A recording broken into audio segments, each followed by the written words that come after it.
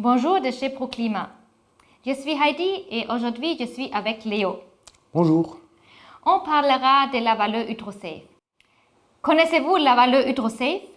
Non, mais c'est très important pour les parois, surtout pendant l'hiver. Léo, qu'est-ce que signifie HydroSafe concrètement? Alors pour expliquer la valeur d'une manière simple et compréhensible, cette valeur est la clé de sécurité pour toutes les configurations de parois, notamment pour la construction bois, qui doit être réalisée de manière fiable et pérenne.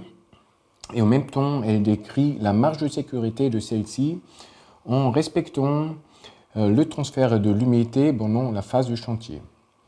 Mais tout d'abord, on devrait peut-être expliquer la hycrovariabilité de nos systèmes ou de nos membranes.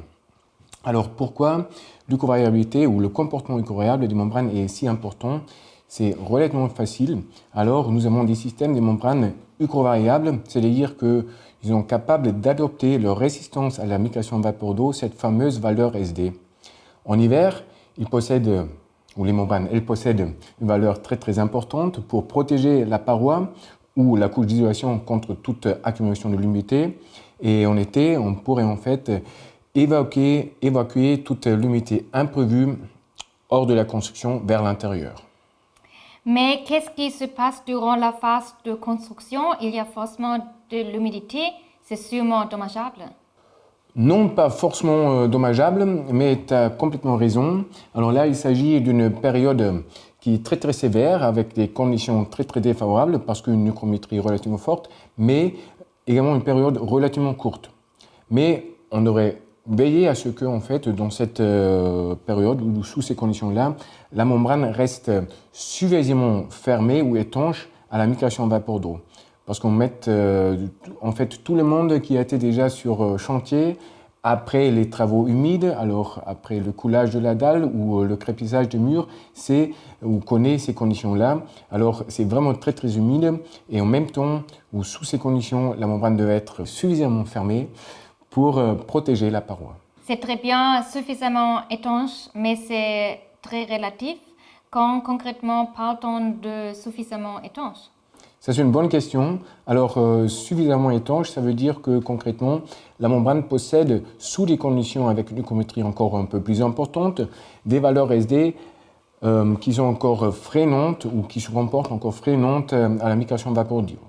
Concrètement, tout cela est décrit dans une norme allemande, c'est la 68800. La partie 2 décrit une valeur HydroSafe.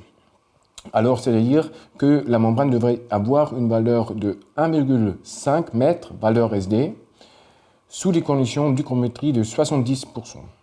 Mais pour les chantiers, l'humidité y est certainement beaucoup plus importante, n'est-ce pas? Il y a quelque chose qui cloche. Eh bien, Heidi, là, tu as probablement raison. Alors, bien sûr que l'hygrométrie dans les immeubles, dans les bâtiments, pourrait facilement dépasser les 70%. Alors, après les travaux humides, on a facilement, par exemple, 90 ou 95% comme humidité dans les locaux, mais on devait toujours également regarder sur l'autre côté de la membrane où il se trouve l'isolation thermique. C'est-à-dire que dans les pièces, on a peut-être 90 ou 95% de l'hygrométrie. Sur l'autre côté, on est peut-être, à cause du comportement frein-vapeur de la membrane, on est sur 45 ou 50% d'hygrométrie. Alors, à cause de ce fonctionnement de la membrane, on a de l'hygrométrie ou une humidité relative un peu plus faible. Pour atteindre cette valeur HydroSafe, on prend alors la valeur moyenne de ces deux valeurs, alors le 90 côté intérieur et les 50 côté isolation, et on se retrouve sur une valeur environ de 70%.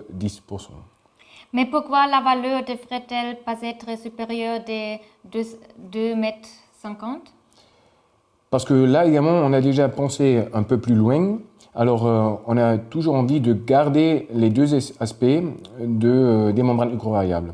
C'est-à-dire concrètement que, tout d'abord, on veut protéger toute la paroi contre une accumulation de l'humidité, notamment pendant la phase hivernale, mais en même temps, on peut également garantir un certain potentiel de séchage qui est très importante pour que la paroi fonctionne à long terme. Et cette hygovariabilité est garantie. On a même fait des essais de vieillissement artificiel et avec un système hygovariable, la meilleure réponse, notamment pour un bon fonctionnement à long terme, on peut garantir des parois ou l'ouvrage jusqu'à une durée de 50 ans. Merci beaucoup, Léo. Avec plaisir, toujours, Heidi. Avez-vous encore des questions? Contactez-nous par courriel technique@proclima.info ou par téléphone. Léo, joignable à quel numéro? Ça, c'est difficile par cœur, mais là, il y a un petit aide.